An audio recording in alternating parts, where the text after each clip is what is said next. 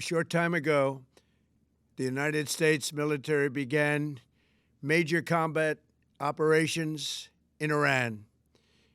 Our objective is to defend the American people by eliminating imminent threats from the Iranian regime, a vicious group of very hard, terrible people.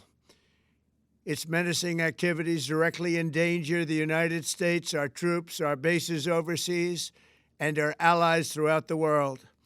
For 47 years, the Iranian regime has chanted death to America and waged an unending campaign of bloodshed and mass murder, targeting the United States, our troops, and the innocent people in many, many countries.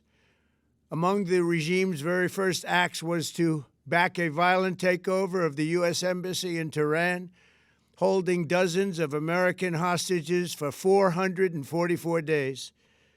In 1983, Iran's proxies carried out the Marine barracks bombing in Beirut that killed 241 American military personnel. In 2000, they knew and were probably involved with the attack on the USS Cole. Many died.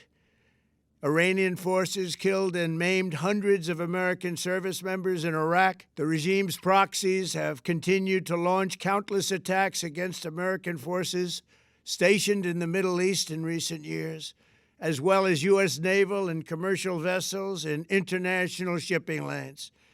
It's been mass terror, and we're not going to put up with it any longer. From Lebanon to Yemen and Syria to Iraq, the regime has armed, trained, and funded terrorist militias that have soaked the earth with blood and guts. And it was Iran's proxy, Hamas, that launched the monstrous October 7th attacks on Israel, slaughtering more than 1,000 innocent people, including 46 Americans, while taking 12 of our citizens hostage. It was brutal, something like the world has never seen before. Iran is the world's #1 state sponsor of terror and just recently killed tens of thousands of its own citizens on the street as they protested. It has always been the policy of the United States, in particular, my administration, that this terrorist regime can never have a nuclear weapon. I'll say it again, they can never have a nuclear weapon. That is why in Operation Midnight Hammer last June, we obliterated the regime's nuclear program at Fordo, Natanz, and Isfahan. After that attack, we warned them never to resume their malicious pursuit of nuclear weapons, and we sought repeatedly to make a deal. We tried.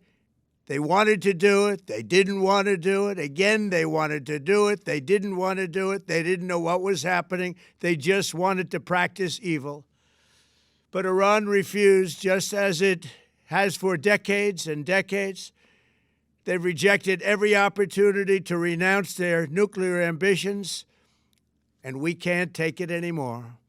Instead, they attempted to rebuild their nuclear program and to continue developing long-range missiles that can now threaten our very good friends and allies in Europe, our troops stationed overseas, and could soon reach the American homeland.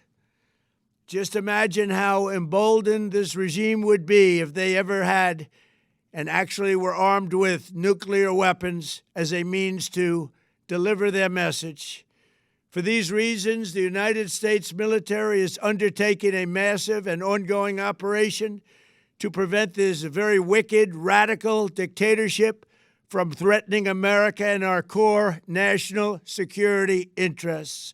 We are going to destroy their missiles and raise their missile industry to the ground. It will be totally, again, obliterated.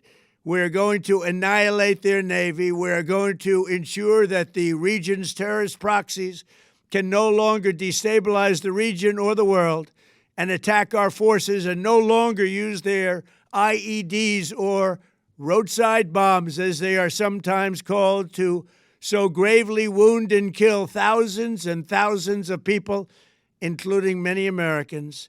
and we will ensure that Iran does not obtain a nuclear weapon. It's a very simple message. They will never have a nuclear weapon. This regime will soon learn that no one should challenge the strength and might of the United States Armed Forces.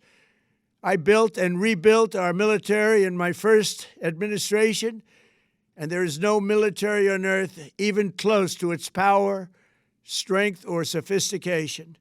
My administration has taken every possible step to minimize the risk to U.S. personnel in the region. Even so, and I do not make this statement lightly, the Iranian regime seeks to kill. The lives of courageous American heroes may be lost, and we may have casualties. That often happens in war.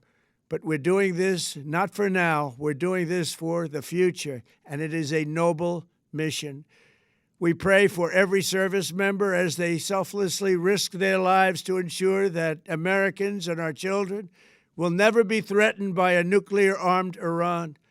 We ask God to protect all of our heroes in harm's way, and we trust that, with his help, the men and women of the armed forces will prevail.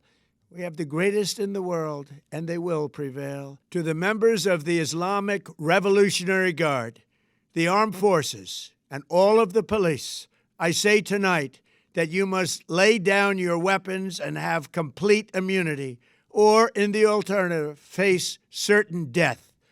So, lay down your arms. You will be treated fairly with total immunity, or you will face certain death. Finally, to the great proud people of Iran, I say tonight that the hour of your freedom is at hand. Stay sheltered. Don't leave your home. It's very dangerous outside. Bombs will be dropping everywhere. When we are finished, take over your government. It will be yours to take. This will be probably your only chance for generations. For many years, you have asked for America's help, but you never got it. No president was willing to do what I am willing to do tonight.